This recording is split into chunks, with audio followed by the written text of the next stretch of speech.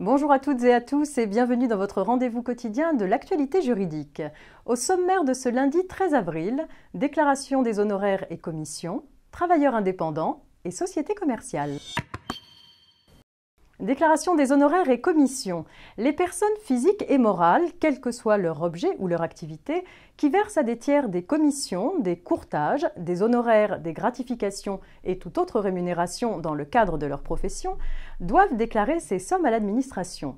Le seuil de déclaration des honoraires, commissions, courtages, ristournes, vacations, gratifications et autres rémunérations assimilées versées à des tiers est doublé. Il est ainsi porté de 600 à 1 200 € par an pour un même bénéficiaire à compter des rémunérations versées en 2014 et déclarées en 2015.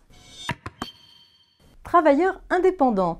Chaque année, les artisans, les commerçants, les industriels et les professionnels libéraux affiliés au RSI doivent effectuer la déclaration de leurs revenus d'activité. La déclaration sociale des indépendants, ou DSI, permet d'établir la base de calcul des cotisations obligatoires de maladie-maternité, de vieillesse, d'invalidité-décès et d'allocations familiales dues pour leur activité indépendante, ainsi que la base de calcul de la CSG et de la CRDS. Les DSI peuvent être effectués depuis le 23 mars 2015. Pour les revenus de 2014, la date limite de dépôt de la DSI papier est fixée au 19 mai 2015 au plus tard. La DSI dématérialisée, quant à elle, peut être effectuée en ligne sur www.net-entreprise.fr jusqu'au 9 juin 2015 au plus tard. Société commerciale. Le gérant associé d'une SARL a démissionné de ses fonctions de gérant tout en conservant ses parts sociales dans la société. Par la suite, il a créé une société et exercé une activité concurrente de celle de la SARL. Il a également démarché d'importants clients de la SARL et a embauché un des salariés licenciés par celle-ci. Un an plus tard, il a cédé la totalité de ses parts sociales en s'engageant à ne plus démarcher les clients de la SARL.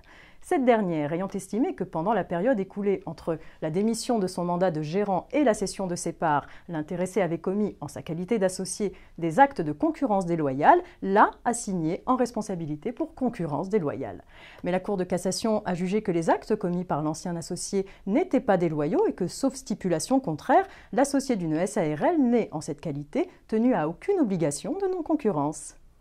C'est la fin de ce JT, je vous donne rendez-vous demain. Excellent début de semaine à tous.